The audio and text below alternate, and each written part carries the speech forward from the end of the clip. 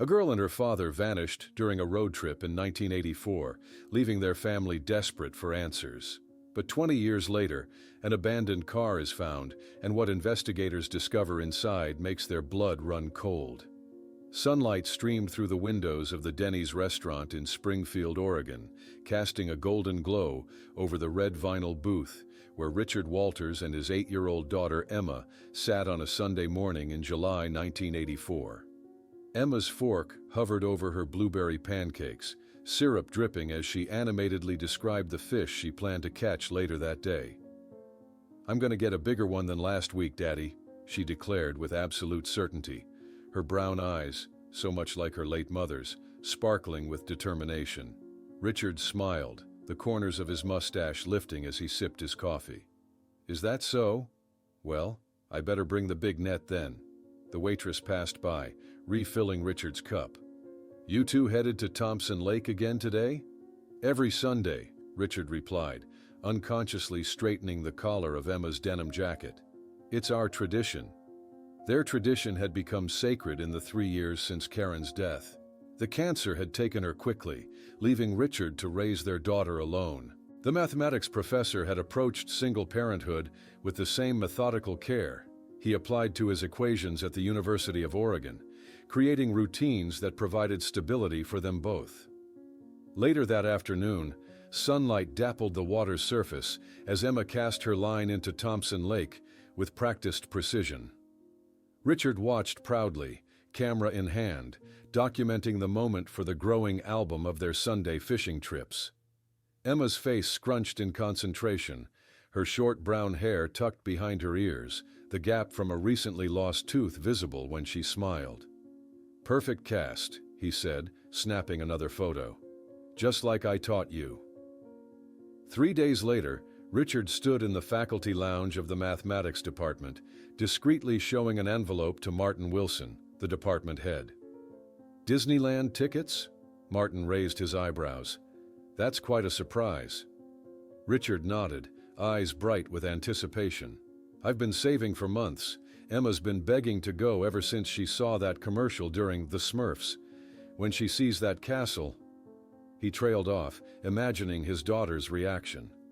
"When do you leave?" Martin asked, returning the envelope. "Next week. I've already cleared my summer schedule." That evening, Richard sat at his desk at home, a road map of the West Coast spread before him.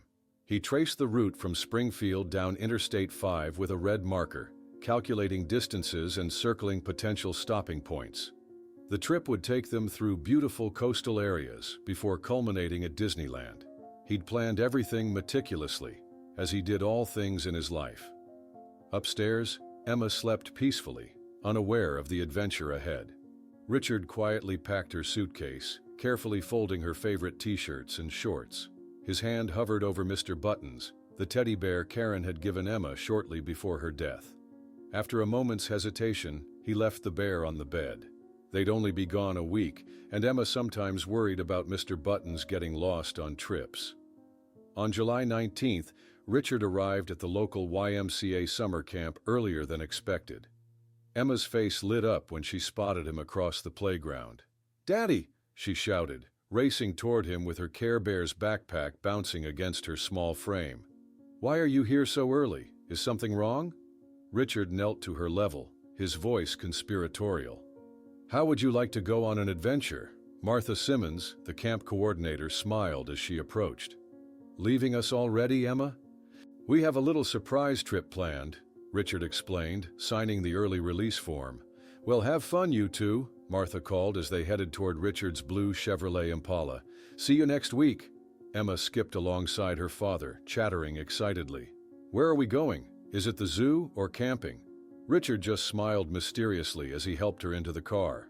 80 miles south of Springfield, at approximately 3:42 that afternoon, the security camera at a Texaco gas station captured what would become the last known images of Richard and Emma Walters.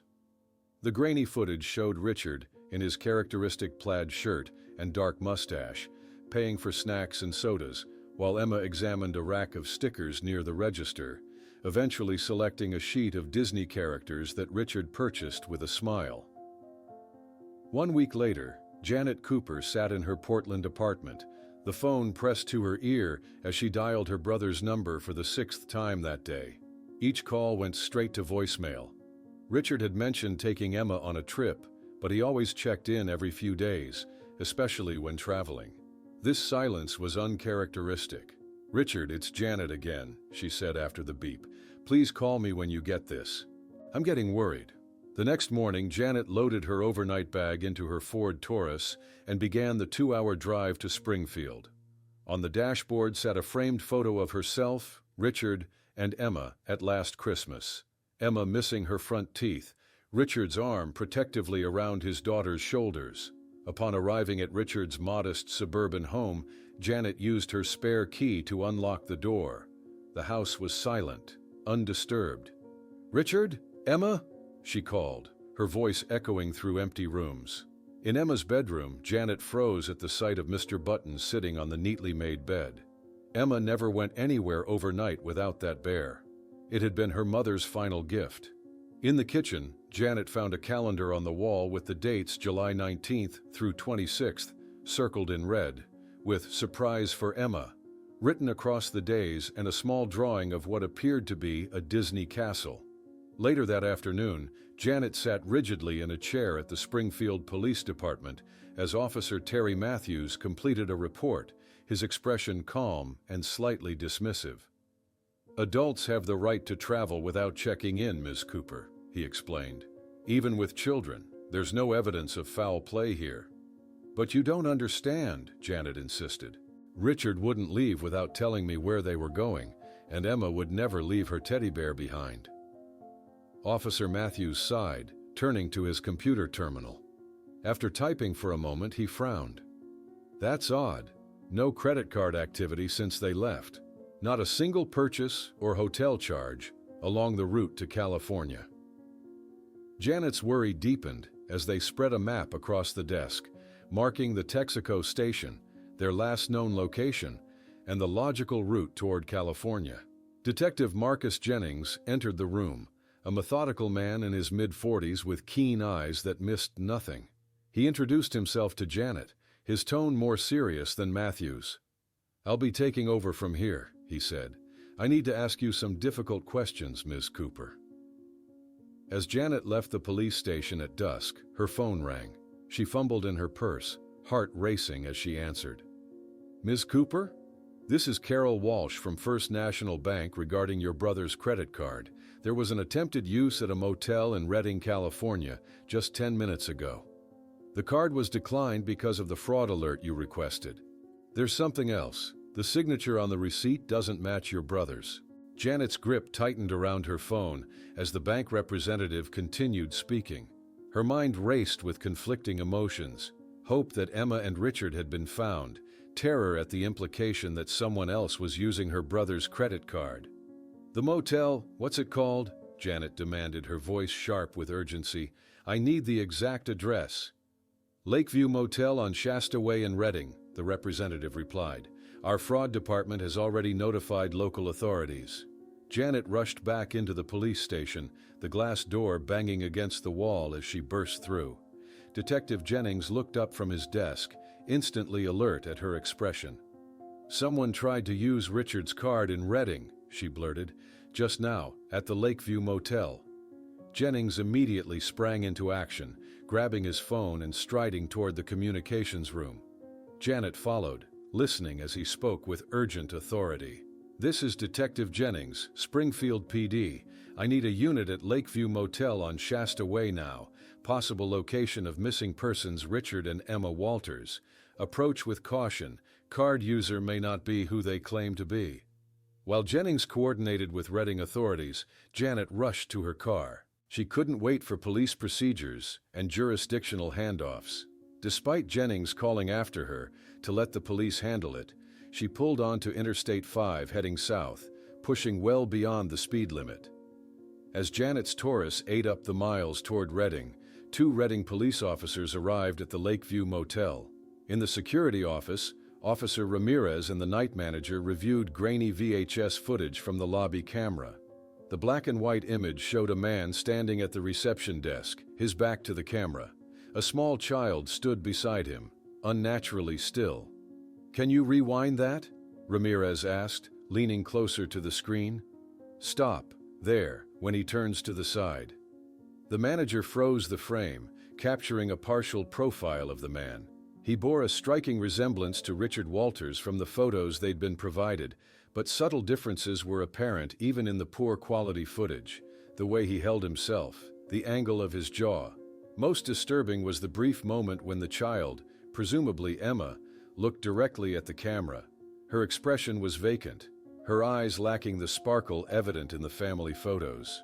By dawn, Janet pulled into the motel parking lot, exhausted from the overnight drive but running on adrenaline. Detective Boyd from the Reading Police Department met her in the lobby, his expression grave. "Ms. Cooper, I'm Detective Boyd. We've secured the room, but they're gone. Left in a hurry when the card was declined. The manager said they'd been here less than an hour." "Let me see it," Janet insisted. "The room, I need to see it." Boyd led her to room 18, unlocking the door to reveal a partially cleaned space. The bed was unmade, a damp towel hung in the bathroom, and a half-empty soda cup sat on the nightstand. Something in the wastebasket caught Janet's eye, a crumpled piece of paper with colorful marks. With trembling hands, Janet smoothed out the drawing. It depicted two figures, a tall adult wearing what appeared to be a hat, something Richard never wore, holding the hand of a smaller figure with a distinctly sad face. The name Emma was written at the bottom in childish handwriting, but even in her distress, Janet recognized that the penmanship wasn't Emma's usual style. "This isn't how she writes," Janet whispered, pointing to the signature. "Emma makes her E's differently. She always has." At the reception desk, Janet and Detective Boyd examined the guest register. The entry read, "Richard Walters and daughter one night." But the handwriting was nothing like her brother's neat mathematical script. "That's not Richard's handwriting," Janet stated firmly. "My brother writes like a math professor, precise, measured. This is someone else." Back in Springfield, a local news van had parked in front of the Walters home. A young reporter stood on the sidewalk interviewing Elizabeth Chen, Richard's elderly neighbor from across the street. "I've known Richard since he moved here with his wife," Elizabeth told the camera, nervously adjusting her glasses. "He's the most responsible father. Something must have happened to them." The reporter pressed for more details. "Did you notice anything unusual before they disappeared?" Elizabeth hesitated. "Well, there was one thing. A few days before, I saw a dark car I didn't recognize. A man was sitting inside, just watching the house. I thought perhaps it was a new neighbor, but now I wonder." At the University of Oregon, Richard's colleagues gathered in his classroom, expressions worried, as Detective Jennings showed them recent photographs of Richard and Emma. "We're trying to confirm if the man seen in Reading was actually Professor Walters," Jennings explained. Diane Morris, a fellow mathematics professor who had worked alongside Richard for years, studied the security camera still from the motel. She shook her head decisively. "That's not how Richard stands," she said with certainty. "Look at the posture. Too straight, too rigid. Richard injured his back helping me move department equipment 2 years ago. He always leans slightly to the left when standing still. This man doesn't." That evening, Janet sat in her motel room in Reading, walls now covered with maps, photos, and notes. She'd created a detailed timeline on a large sheet of paper, with red circles marking inconsistencies. The most troubling was the time discrepancy between the Texaco sighting and the motel appearance. "It's physically impossible," she muttered, measuring the distance with a ruler against the map scale. "From that Texaco to Reading is at least a 6-hour drive. The timestamps show only 4 hours between sightings." She stared at the two images side by side, the security footage from the gas station and the motel. Something had happened in that missing time, something that explained why the man claiming to be Richard Walters couldn't possibly be her brother. The next morning, as Janet packed her few belongings to return to Springfield, her phone rang. Detective Boyd's voice came through, tense and urgent. "Miss Cooper, the maid just found something hidden under the mattress in room 18. a prison ID card from Oregon State Penitentiary belonging to a Thomas Burrows, convicted of fraud and identity theft, who escaped custody 2 weeks before your brother disappeared. Janet stared at the prison ID card on Detective Boyd's desk, the laminated surface reflecting the harsh fluorescent lights of the Redding police station. Thomas Burrows' mugshot gazed back at her, a man in his 40s with dark hair and sharp features that, with the right adjustments, could pass for Richard from a distance. 2 weeks before Richard and Emma disappeared, Janet whispered, the timeline suddenly crystallizing in her mind. He was watching them, wasn't he? Planning this. Detective Jennings had arrived from Springfield overnight, and now he, Boyd, and Janet gathered in the station's small conference room. The walls were quickly transformed into an investigation board, photos, maps, and timeline markers connected with red string. Burrows has a specific pattern, Jennings explained, tapping the criminal record printout. Identity fraud, credit card theft, and a particular preference for targeting travelers, especially men traveling with children. Boyd nodded grimly. Perfect targets. They're already away from their support networks, often carrying cash or multiple credit cards, and the presence of a child tends to lower suspicion from authorities. Janet's stomach churned as the implications became clearer. You think he took my brother's identity, but what about Richard? What about Emma? The detectives exchanged a look that Janet immediately recognized, the cautious expression of law enforcement officers not wanting to voice their darkest suspicions. We need to treat this as a possible abduction across state lines, Jennings said, reaching for the phone. I'm calling the FBI. This just escalated beyond local jurisdiction. While Jennings made the call, Janet stepped into an empty office, closing the door behind her. Only then did she allow her composure to crack. Tears flowed silently as she clutched a school photo of Emma to her chest. She must be so scared, Janet whispered to the empty room. If she's still... She couldn't finish the thought. By afternoon, FBI Special Agent Kathleen Larson had arrived, bringing with her resources that immediately accelerated the investigation. Tall with short blonde hair and a no-nonsense demeanor, Larson took command of the makeshift incident room with practiced efficiency. Burrows is more sophisticated than your average identity thief, Larson noted, studying the evidence board. Most perpetrators of this type abandon stolen identities within days. Maximum opportunity, minimum risk. Burrows has been posing as Richard Walters for over a week now. That's unusual. A computer specialist from the FBI's Sacramento field office arrived with equipment that looked far more advanced than the local police department's systems. Within hours, he had uncovered a critical lead. I've got something, he announced.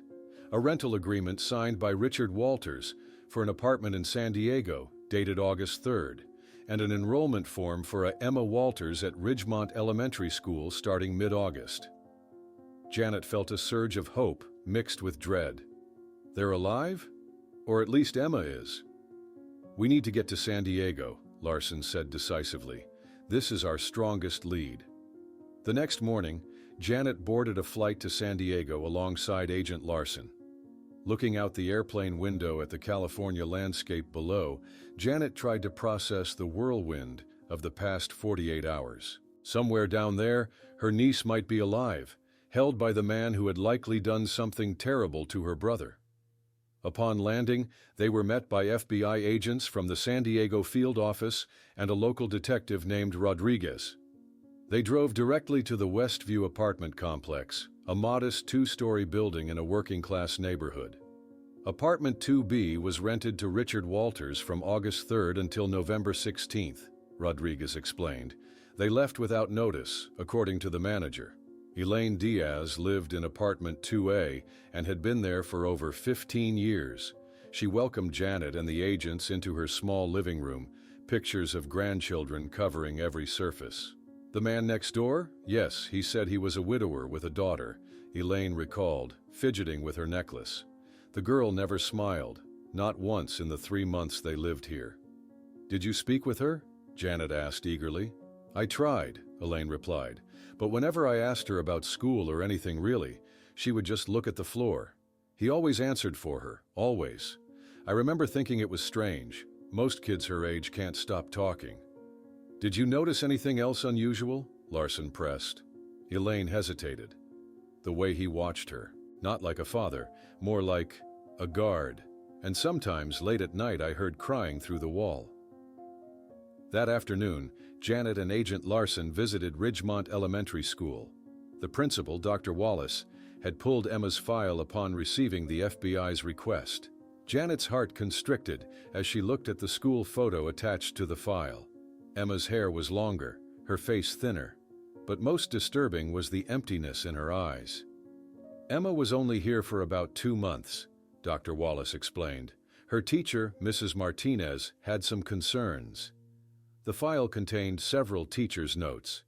Emma rarely interacts with peers, shows startled response to sudden movements, refuses to speak about family life. Mrs. Martinez joined them, bringing additional papers. I kept copies of some of Emma's drawings. They troubled me enough that I was planning to contact Child Services. Janet's hands trembled as she examined the artwork, dark, heavy-stroked images. One particularly disturbing drawing showed a small figure that appeared to be trapped in a confined space resembling a car trunk. He came in early November, Mrs. Martinez continued. Said they were moving to Arizona for work. Something about him made me uneasy. I did call Child Services after they left, but by then the apartment was already empty. Before leaving the school, Janet and Larson visited Emma's former classroom. In the back corner, Janet noticed a small coat hook with Emma W. labeled above it. This tangible evidence of her niece's presence, her life continuing somehow after disappearing, was both comforting and devastating. Later, they visited the now occupied apartment where Burroughs and Emma had lived. The current residents, a young couple, had moved in just after New Year's.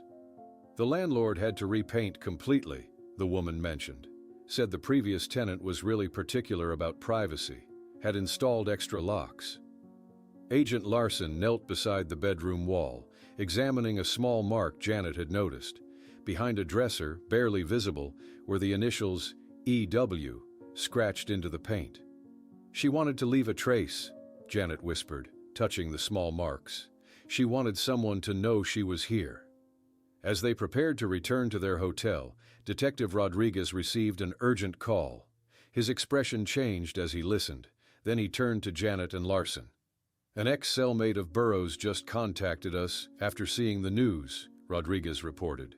Says Thomas often talked about a safe place near Mendocino where he could disappear completely if things went bad. Some remote area of sand dunes that would swallow up anything that shouldn't be found. A safe place near Mendocino, Janet repeated, her mind racing. Sand dunes that swallow things up. Agent Larson was already on her phone, calling for maps of the Mendocino coastline. By nightfall, Janet and Larson were booked on the first morning flight to San Francisco, with plans to drive north to Mendocino County immediately after landing. The coastal town of Mendocino greeted them with fog rolling in from the Pacific, obscuring the dramatic cliffs and creating an eerie, isolated atmosphere. Sheriff Donovan of Mendocino County met them at his office, his weathered face reflecting decades of service in the rugged coastal region. Sand dunes, he repeated skeptically, unfolding a large coastal map across his desk. That describes about half our coastline. We've got over 100 miles to cover, and most of it is difficult terrain. Janet stared at the map, the enormity of the search area causing her hope to falter. He said it was remote, somewhere things could disappear. Donovan sighed, circling several areas with a red marker. We'll start with these, the more isolated dune systems between Mendocino and Fort Bragg, but I have to warn you, this is like looking for a needle in a haystack. By afternoon, search teams in FBI and police jackets spread across the windswept dunes, K-9 units pulling at their leashes as handlers struggled against the constant wind. Janet watched from a distance, the reality of what they might find weighing heavily on her. After 4 hours of searching with no results, the team leaders called a halt as daylight began to fade. The following day, while the official search continued, Janet sat alone on a bench in Fort Bragg's small town square, exhaustion etched on her face. She stared at the flyer in her hands, Richard and Emma's smiling faces looking back at her from beneath the word missing. "Excuse me," a voice said. "That's them, isn't it? The ones they're searching for in the dunes?" Janet looked up to see a woman about her age, lines of fatigue similar to her own marking her face. The woman held an identical flyer. "I'm Susan Miller," she introduced herself. "My sister Lisa and her son David disappeared on Interstate 5 in '83. When I heard about your brother and niece on the news, the similarities were too strong to ignore." Inside a nearby cafe, Janet and Susan spread their materials across a corner table. The patterns were undeniable. Both families had vanished while traveling on Interstate 5. Both cases involved a single parent with a child, and both had evidence of someone assuming the missing adult's identity afterward. "The police treated it like Lisa had just taken off," Susan explained, showing Janet newspaper clippings she kept in a worn folder. "But she would never have just disappeared without contacting anyone." Together, they went to the local library, where a helpful librarian assisted them in searching microfilm records of regional newspapers from 1982 through '84. 3 additional cases emerged with similar patterns, families vanishing along the same highway corridor, all with children involved. Agent Larson found them there, her expression changing from annoyance at Janet's absence from the search to intense interest as she examined their findings. "This changes everything," Larson said, pulling out her phone. "We're not just looking for the Walters anymore. We need to reclassify this investigation. We're potentially dealing with a serial predator." With renewed urgency, the FBI expanded their search efforts, bringing in additional resources. A visit to the Department of Environmental Conservation provided more specific information about the coastal geography. "These dunes between Mendocino and Fort Bragg are protected habitat," explained Park Ranger Wilson, pointing to detailed topographical maps. "They're rarely visited because of the difficult access and constantly shifting terrain. The wind reshapes them continuously." Armed with more precise locations, the search teams returned to the dunes, but nature worked against them. Wind speeds increased throughout the day, reducing visibility and making conditions dangerous. By late afternoon, the search leader signaled for operations to end as storm clouds gathered on the horizon. Back at her motel in Fort Bragg, Janet covered the walls with maps, photos, and timelines. 2 weeks had passed since discovering the prison ID card, and despite all the new information, they seemed no closer to finding Richard and Emma, or what had happened to them. The following morning, Janet walked along the local fishing pier, approaching elderly fishermen with photos of Richard and Emma. Most shook their heads apologetically until she reached Edward Grimsby, a 70-year-old man repairing fishing nets with gnarled, experienced hands. "Isolated dunes, you say?" Edward scratched his gray beard thoughtfully. "There used to be an unmarked path, mainly used by smugglers back in the '60s. Cuts through the old Hargrove property, leads right to the most remote dunes. Authorities never patrolled it much." Janet immediately called Agent Larson, who arrived with Sheriff Donovan within the hour. Edward had sketched a rough map showing the location of the Hargrove property and the hidden path. They drove to an abandoned house with a weathered Hargrove property sign hanging crookedly from a post. The path Edward had described was barely visible, overgrown after years of disuse. "We'll need a proper team to search this area," Larson said, taking photographs of the trail entrance, "and better equipment than what we have now." Plans for a comprehensive search were made for the following day, but that evening, a violent coastal storm hit with unexpected intensity. Janet watched helplessly from her motel window as massive waves crashed against the cliffs and rain fell in blinding sheets. The search would be impossible until the weather cleared.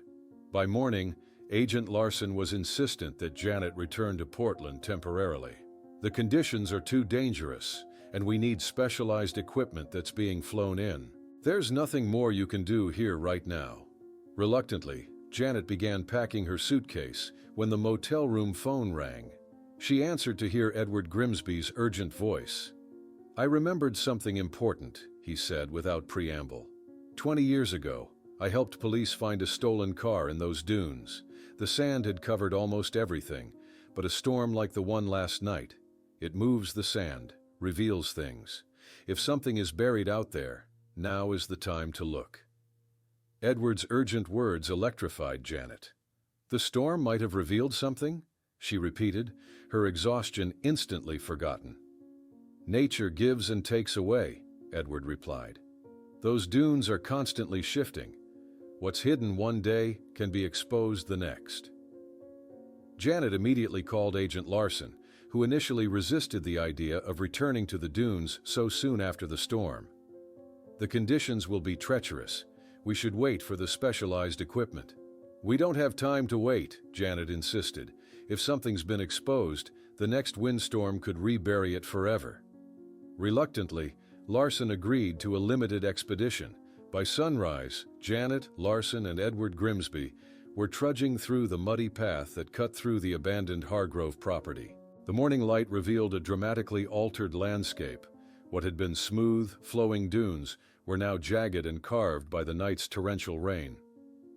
"The old smuggler's trail should be more visible after the rain," Edward explained, pointing to subtle markers, stones arranged in seemingly random patterns that actually served as guideposts. They emerged from the wooded path into a vast expanse of sand dunes, some stretching 30 feet high. Despite the previous day's storm, the morning was surprisingly clear, with seabirds circling overhead in the brightening sky. "We'll need to spread out," Larson called into her radio, and within minutes, the search team that had been standing by joined them, including 2 K9 units. The German Shepherd from the K9 unit suddenly altered its behavior after nearly an hour of methodical searching. The dog froze, then began pawing frantically at a particular spot on the leeward side of a large dune that had been partially eroded by the storm. "He's got something," the handler called out, struggling to control the excited animal. The team converged quickly. One of the searchers dropped to his knees where the dog was indicating and began carefully brushing away loose sand. "Metal!" he shouted. "There's something solid here." Janet pushed forward, her heart pounding as more sand was cleared away, revealing a patch of blue paint. Even flaked with rust and discoloration, she recognized the distinctive shade immediately. "That's the color of Richard's car," she whispered, her hand instinctively covering her mouth. Agent Larson immediately called for the forensic team, which arrived within 40 minutes. By then, a small section of what appeared to be a car bumper had been exposed. The scene transformed quickly as yellow crime scene tape cordoned off the area, and technicians in white coveralls arrived with specialized equipment. "We need to proceed extremely carefully," the lead forensic investigator explained. "The sand has likely preserved evidence that could be destroyed if we're not methodical." What followed was an agonizingly slow process. The forensics team used brushes, small shovels, and even dental tools to gradually remove the sand without disturbing potential evidence. As the hours passed, more of the vehicle emerged from its sandy tomb, a blue Chevrolet Impala, remarkably preserved beneath the dry sand. Janet watched from beyond the crime scene tape, every newly revealed inch of the car bringing both hope and dread. By late afternoon, enough of the vehicle had been uncovered to reveal the license plate. A technician carefully brushed away the remaining sand and photographed it before confirming what Janet already knew. It was Richard's car. "The preservation is remarkable," one forensic technician commented. "Dry sand, minimal moisture. It's almost like it was freeze-dried in time." As the sun began to lower in the sky, the team prepared to open the vehicle. Photographers documented every angle, every detail, before the lead investigator finally nodded. With gloved hands, he carefully tried the driver's side door, which opened with a reluctant creak. The interior was empty, no bodies, but filled with evidence of lives interrupted. A road map lay open on the passenger seat, a route to Disneyland traced in red marker. Empty juice boxes and snack wrappers littered the back seat floor, alongside Emma's coloring book. A forensic technician carefully opened the glove compartment, documenting each item as it was removed: the car's registration, insurance cards, a small first aid kit, and a small pink diary with Emma written on the cover in childish handwriting. "We'll need to process this very carefully," the technician said, placing the diary in an evidence bag. Another technician sprayed luminol across the car's interior. Under the portable blacklight, hidden bloodstains became visible, large patches on the driver's seat and smaller spatters across the dashboard and floor. "Significant blood evidence," he reported grimly, "mostly concentrated in the driver's area." At a small folding table set up nearby, Janet was allowed to view Emma's diary with a forensic technician. She put on the offered gloves and turned the pages with trembling fingers, tears flowing silently as she read her niece's words. The entries started normally, excited about the surprise trip, but quickly turned disturbing. "Daddy is acting weird since yesterday. I don't think we're going to Disneyland anymore. He doesn't smile now and keeps looking in the mirror all the time." A later entry read, "There's a black car following us. Like in the gangster movies Daddy won't let me watch. I told Daddy and he got really scared. He stopped at a phone on the road and came back crying, 'I want to go home.'" The final entry began, "Daddy isn't Daddy anymore. He yelled at me when I asked about Mommy. My dad would never do that. I'm scared. He talks different when he thinks I'm not listening. I think he's not my real dad." The entry ended abruptly, the pen mark trailing off the page as if interrupted mid-thought. As twilight descended on the dunes, a technician called for everyone's attention. He had been examining the area beneath the driver's seat and had discovered something wedged under the upholstery. Carefully extracting it, he held up a plastic bag containing a fake ID with Thomas Burrows' photo, but Richard Walters' name, along with a hand-drawn map marking an X approximately 5 kilometers from their location, with the chilling words, "Problem solved permanently." The map's discovery sent a chill through everyone at the scene. Agent Larson immediately ordered a new search operation focused on the area marked with the ominous X. As darkness fell over the dunes, powerful lights were set up, illuminating the search area with an otherworldly glow against the night sky. "We'll work through the night," Larson announced, her face set with determination. "If there's something to find, we find it now." Janet stood wrapped in a borrowed FBI windbreaker, watching as the search teams methodically gridded the area 5 kilometers from where the car had been discovered. The temperature dropped sharply, but she refused offers to return to town. Sleep was unthinkable now. At precisely 2:17 in the morning, a shout broke the eerie quiet of the dunes. Janet's heart stopped as she saw a technician frantically waving for the team leader. The area was quickly cordoned off with yellow tape, and forensic specialists converged with their equipment. The excavation proceeded with painstaking care. Dawn was breaking when the lead forensic anthropologist straightened her back and made the announcement Janet had both dreaded and needed to hear. "We found human remains, 2 individuals, 1 adult, 1 child." Sheriff Donovan gently led Janet away from the site, supporting her as her knees threatened to buckle. She caught a glimpse of what had been unearthed, bones partially preserved by the dry conditions, positioned in a way that told its own heartbreaking story. The larger skeleton appeared to be curled protectively around the smaller one. "He was trying to shield her," Janet whispered, tears streaming down her face, even at the end. 3 days later, in a sterile laboratory, Janet sat across from Agent Larson as the DNA results were delivered. Though she had known in her heart from the moment they found the remains, the scientific confirmation still hit her like a physical blow. "The DNA matches are conclusive," Larson said gently. "They are Richard and Emma Walters." That evening, Janet walked alone along Mendocino's windswept beach, clutching a photograph of Richard and Emma from the last Christmas they had shared. The setting sun painted the ocean crimson and gold, a beauty that seemed obscene against her grief. For the first time since beginning her search, Janet allowed herself to weep without restraint, her sobs carried away by the wind and waves. 2 weeks later, back in the San Francisco FBI field office, a greatly expanded investigation was underway. A large map of the western United States dominated one wall, with red pins marking 5 unsolved disappearances along Interstate 5. "The pattern is consistent with Burrows' methodology," Agent Larson explained to the assembled team. He targeted small families, typically a single parent with a child, always in transit. The isolation of highway travel made them vulnerable. In San Diego, a social services officer reviewed Emma's school records with fresh eyes. All the classic signs of trauma and captivity were here, she noted sadly. Withdrawal, refusing to speak about home life, the disturbing artwork. The system failed this child. Detectives re-interviewed neighbors from the San Diego apartment complex, building a clearer picture of Emma's final months.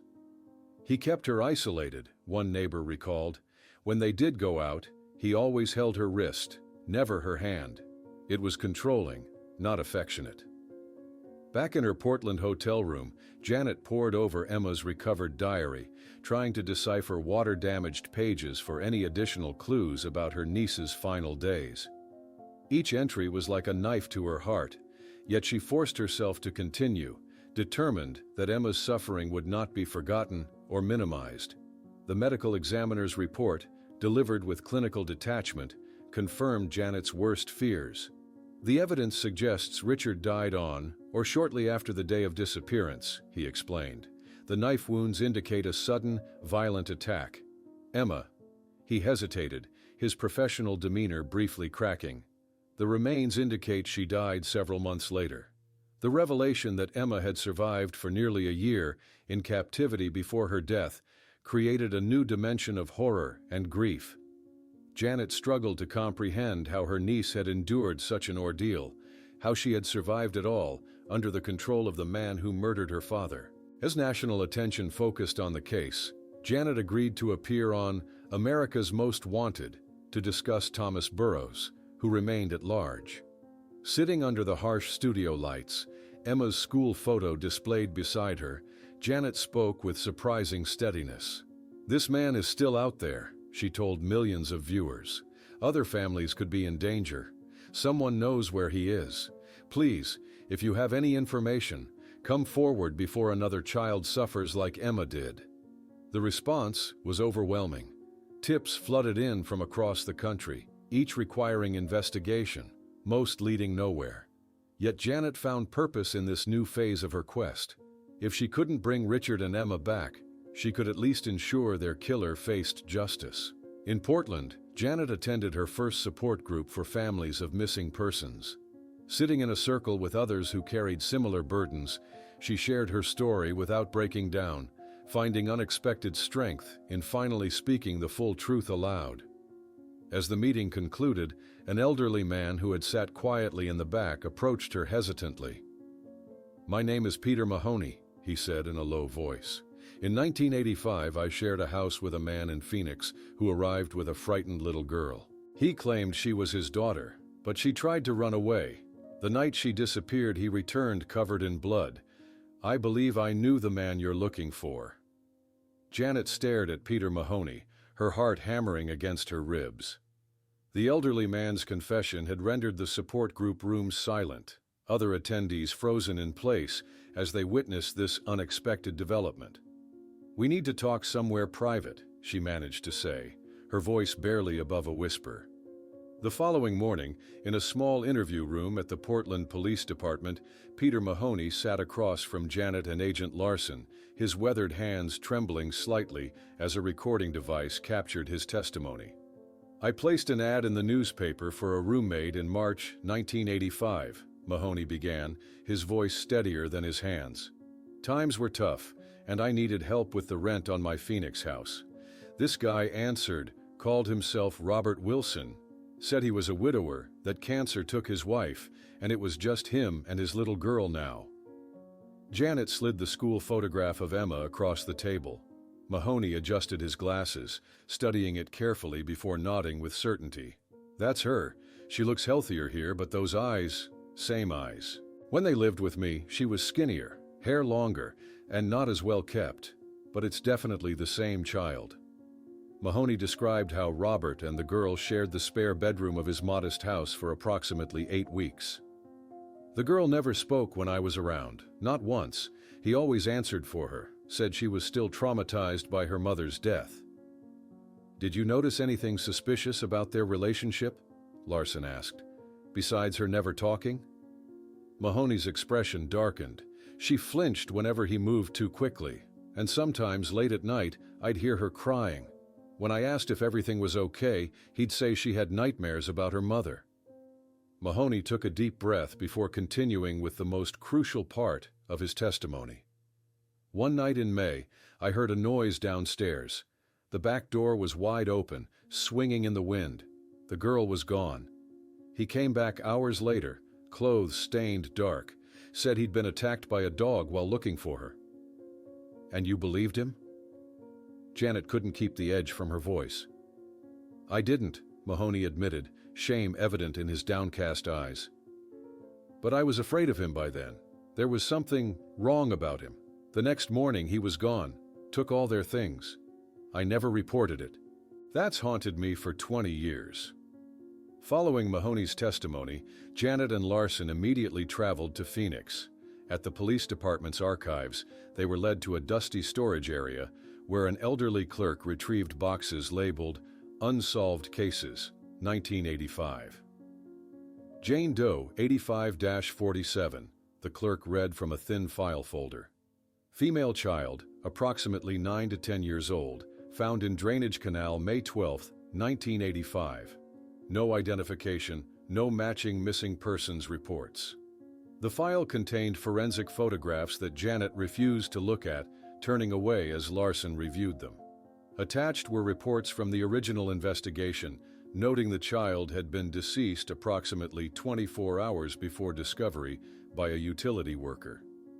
Frank Delgado, the now retired homicide detective who had handled the case, met them at a local diner, bringing his personal notes that he'd kept all these years. "Some cases stay with you," Delgado explained, his once dark hair now completely gray. "This little girl, no name, no identity, no one looking for her. She deserved better. We ran her fingerprints through every database, checked missing children reports across 3 states. Nothing. It was like she didn't officially exist. Because officially, she was already missing. Just in Oregon, not Arizona," Janet said quietly. The next morning, they gathered at Riverside Municipal Cemetery. Janet watched through sunglasses that hid her red-rimmed eyes as cemetery workers carefully exhumed a small casket from a plot marked only with a numbered plaque, "Unidentified Child, Dar 8547. At the forensic laboratory, technicians worked with careful precision, extracting samples for DNA comparison. Janet observed through a glass partition, her expression vacant, already certain of what the tests would confirm. 2 days later, Agent Larson delivered the results, though they were merely a formality at this point. "DNA confirms it's Emma," she said gently. Janet nodded once, a gesture containing 20 years of searching and the final death of hope. "When can I take her home?" The following afternoon, Janet visited the concrete drainage canal where Emma's body had been discovered. The area was now part of a developed suburb, children playing in nearby yards, oblivious to the tragedy that had occurred there decades earlier. Janet placed a small bouquet of flowers against the concrete wall, creating an impromptu memorial. "She tried to escape," Janet whispered to herself. "My brave girl fought back." Back in Portland, Janet finally opened the storage boxes containing Richard and Emma's personal effects that she had preserved untouched all these years. Each item, Richard's worn leather wallet, Emma's favorite hair ribbons, birthday cards they had exchanged, now carried the weight of certainty rather than the agonizing question of where they might be. In Springfield, Oregon, beneath a weeping willow in the town cemetery, Emma was finally laid to rest beside her father and mother. Janet placed Mr. Buttons, the teddy bear Emma had left behind, in the small white casket, tucking it carefully beside her niece's remains, as if ensuring the child wouldn't be alone on her final journey.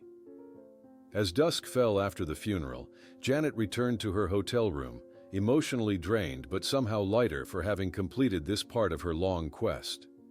The phone rang shrilly in the quiet room, startling her. When she answered, there was a brief silence before a digitally distorted voice spoke. "You're getting too close now. Stop looking or end up like your brother," the voice warned, followed by the sound of a child crying. a distinctive sobbing that made Janet's blood freeze, the same unique cry Emma had whenever she woke from nightmares. Janet dropped the phone as if it had burned her fingers.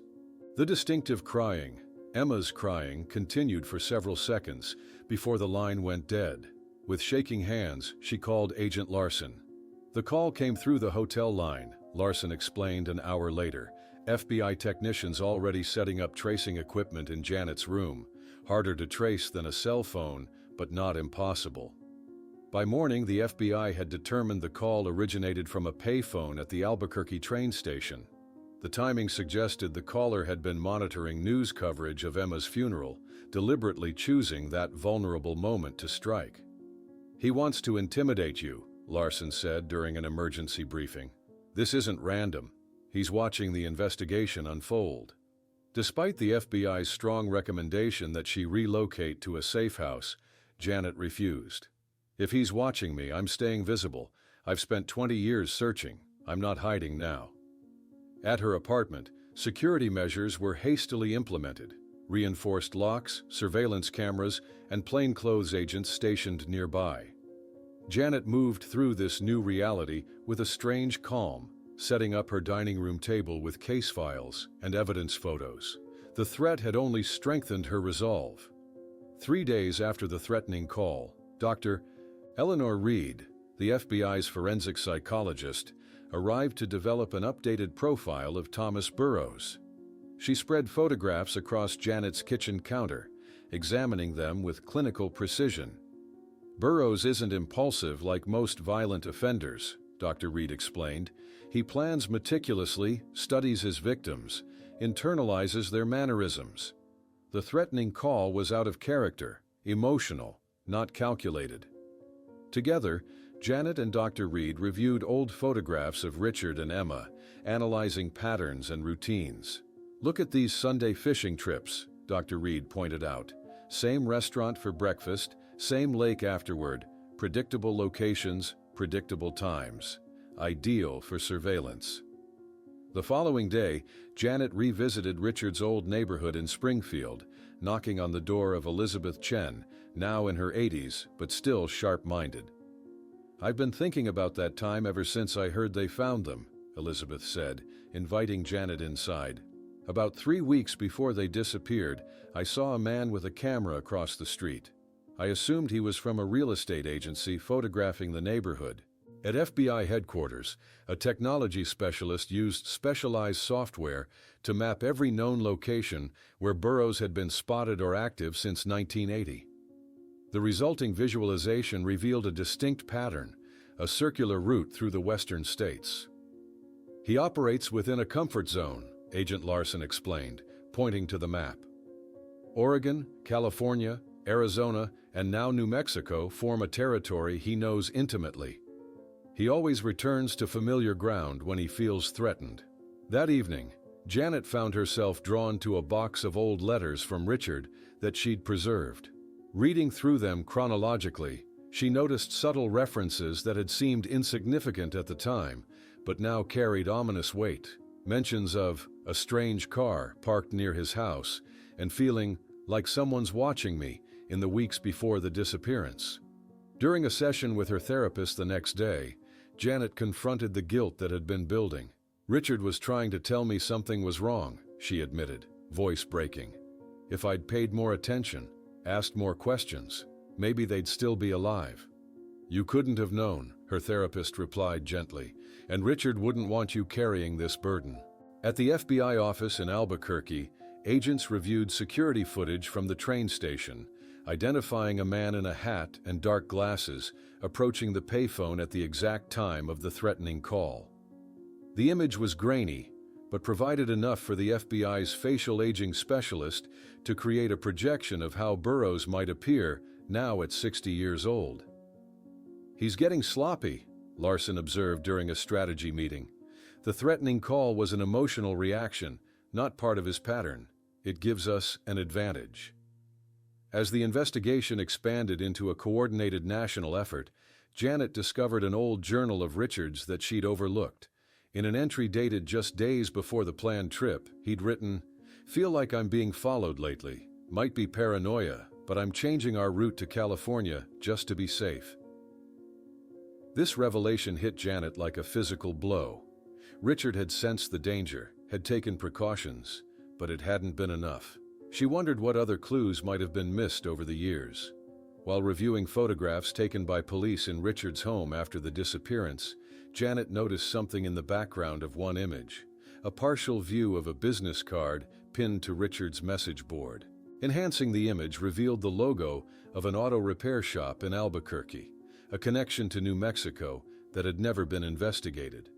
"Why would Richard have a business card from an Albuquerque mechanic?" Janet asked, showing the enhanced image to Larson. He'd never mentioned traveling there. Larson immediately ordered a check on the repair shop, discovering it had closed 15 years earlier. Property records showed it had been owned by a man named James Burrows, possibly a relative of Thomas. As Janet and the team analyzed this new connection to Albuquerque, piecing together how it might fit into the larger picture, the office phone rang. Larson answered, listened intently, then turned to Janet with a stunned expression. "A man identified as Harold Jenkins was just arrested for drunk driving in downtown Albuquerque," she said, her voice taut with controlled excitement. "His fingerprints are being processed right now. We'll know within minutes if we've finally found Thomas Burrows." The room fell silent as Agent Larson and Janet stared at each other, the possibility that their 2-decade search might be ending hanging in the air between them. Moments later, Larson's phone rang again. She listened, her face transforming from cautious hope to focused intensity. "It's him," she confirmed, already reaching for her jacket. "Fingerprints match. Thomas Burrows is in custody." Within the hour, Janet and Larson were in an FBI vehicle speeding toward the Albuquerque Federal Detention Center. Janet stared out the window, a storm of emotions raging behind her outwardly calm demeanor. After 20 years of searching, after all the false leads and dead ends, the man who destroyed her family was finally in custody. "He's been processed as a federal prisoner," Larson explained, as they approached the concrete facility. "Multiple jurisdictions are already fighting over who gets first crack at prosecution, but he's not going anywhere." At the detention center, Janet watched through a one-way glass as Thomas Burrows was processed. The man before her looked nothing like the mugshot from 20 years ago. At 63, Burrows was gaunt, his once dark hair now thin and gray, but his eyes remained the same, cold, calculating, observant. Even in handcuffs and ankle restraints, he maintained an unsettling composure. "He confessed to the murders almost immediately," the lead FBI interrogator informed them. "But he's playing games, says he'll only speak in detail with Janet. No recordings, no witnesses." "Absolutely not," Larson objected. "It's too dangerous psychologically, and we can't risk contaminating testimony." "I'll do it," Janet said firmly. "I've waited 20 years to look him in the eye."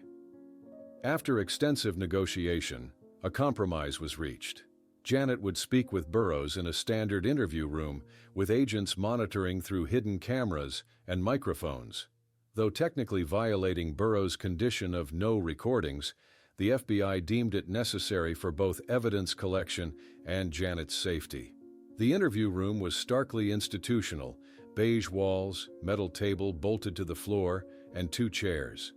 Janet sat with her back straight, hands folded on the table, as the door opened and Burrows entered, accompanied by 2 guards who secured his restraints to the floor before exiting.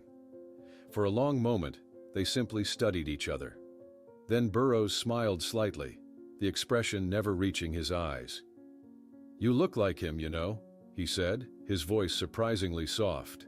Richard had that same determined expression, right up to the end. Janet refused to be baited. "Emma," she said steadily. "Tell me about Emma."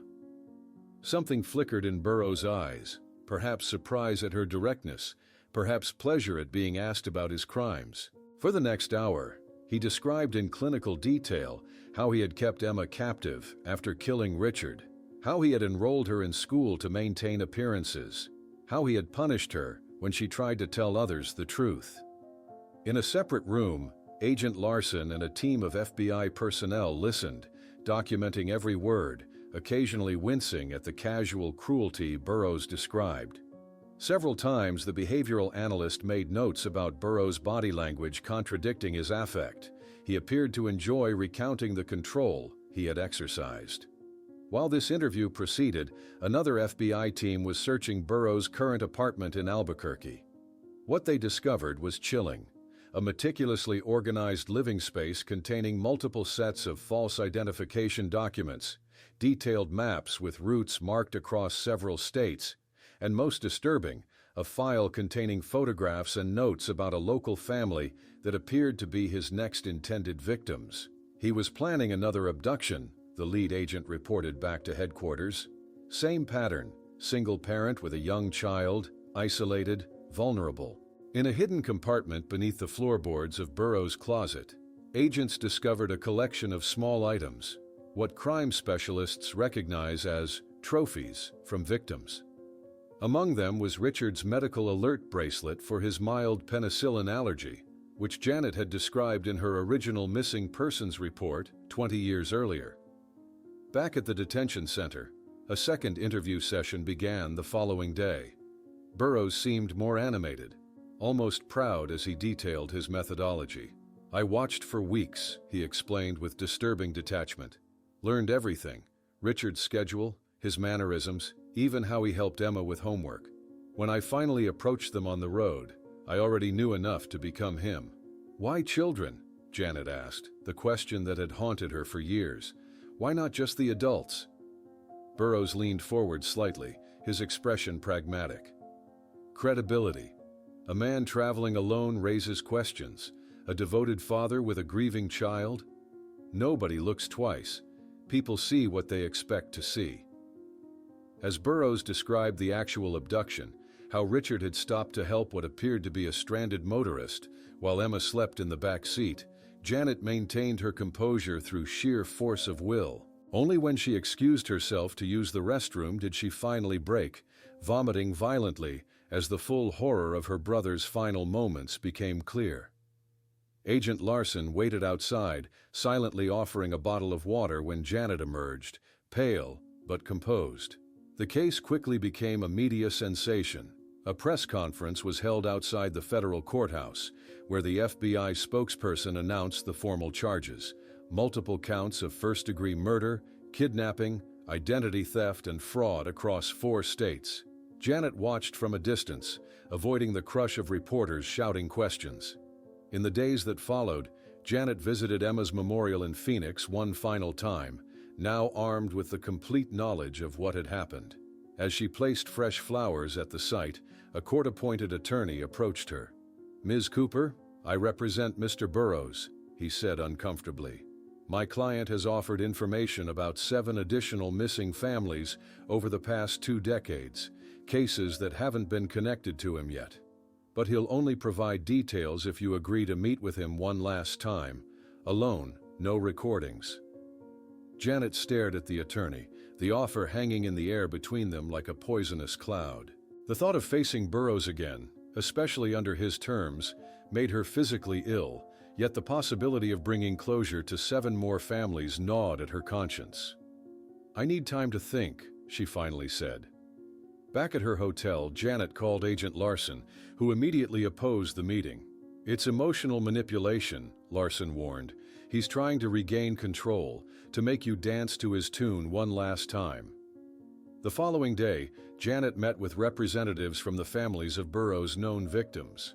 In a conference room at the federal prosecutor's office, she shared the dilemma she faced. Opinions were divided, the pain evident on every face. "If there's even a chance he could tell us where Melissa is buried," said Robert Donovan, father of a 12-year-old who had disappeared in 1983. "I need to know. 20 years without answers is too long." After hours of discussion and soul-searching, Janet made her decision. She would meet with Burrows one final time, but with conditions of her own.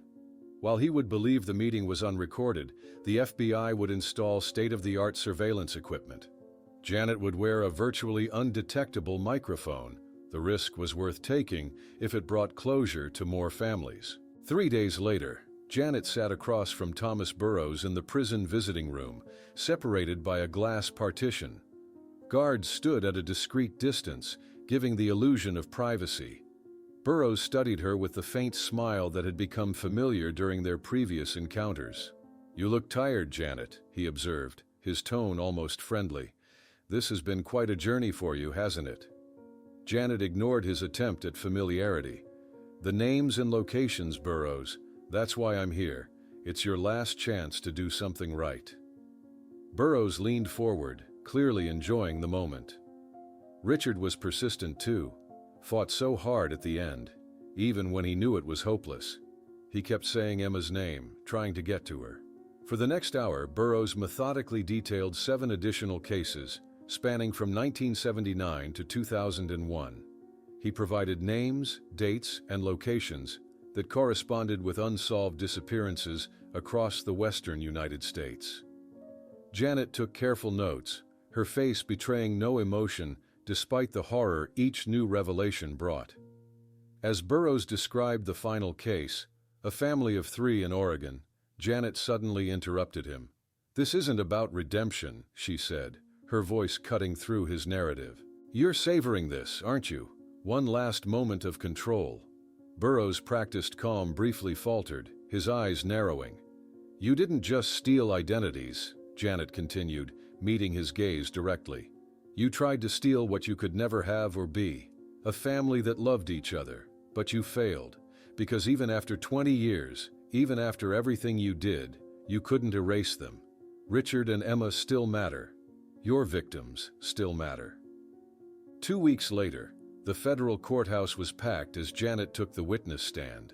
Rather than focus on Burroughs, who sat expressionless at the defense table, she directed her testimony toward the jury, maintaining her dignity and composure as she recounted her 20-year search. During her testimony, Janet showed the jury the fishing photo album she had preserved all these years. "This was their life," she explained, turning pages that showed Richard and Emma smiling by the lake. "These ordinary moments of happiness that everyone deserves to experience." When the verdict was read, Janet sat with the families of other victims, their hands linked in solidarity. "Guilty" echoed through the courtroom for each of the multiple charges. Burroughs remained impassive, but Janet released a soft sigh of relief, the first breath, it seemed, that she had taken freely in 20 years. The judge's sentencing was unequivocal: multiple consecutive life sentences without the possibility of parole. As Burroughs was led away, he glanced briefly at Janet, who met his gaze without flinching. His power over her was finally broken. 1 year later, on a bright spring morning, Janet cut the ribbon at the opening ceremony for the Walters Foundation headquarters in Portland. The nonprofit organization, created to support families of missing persons and improve coordination between law enforcement agencies, had already helped solve 3 cold cases in its first months of operation. Agent Larson, now a close friend, stood beside her, along with Detective Jennings, who had come out of retirement to serve on the foundation's board. Even Mark, Janet's ex-husband, had returned to support her work, their shared grief finally becoming a bridge rather than a barrier. 6 months after that, Janet presented at a national conference on missing persons, introducing a new information-sharing protocol for police departments across jurisdictional lines. The Emma Protocol, as it was named, established standardized procedures for cases involving missing children and possible identity theft. On the 20th anniversary of finding Richard and Emma's remains, Janet returned alone to Thompson Lake. She sat on the dock where her brother and niece had spent countless Sunday afternoons fishing, the golden sunset reflecting on the water's surface. Opening the old photo album, Janet found herself able to smile as she turned the pages, the images no longer bringing only pain. Across the lake, a father and young daughter were packing up their fishing gear, laughing together as they struggled to untangle their line. For a moment, they looked like Richard and Emma, frozen in time like the photographs. Janet watched them, tears mingling with her smile, understanding finally that finding the truth, however painful, had allowed her brother and niece's stories to continue, not as anonymous victims, but as people who had lived, loved, and left permanent traces on those left behind. "I found you," she whispered to the wind. "It took almost my whole life, But I found you.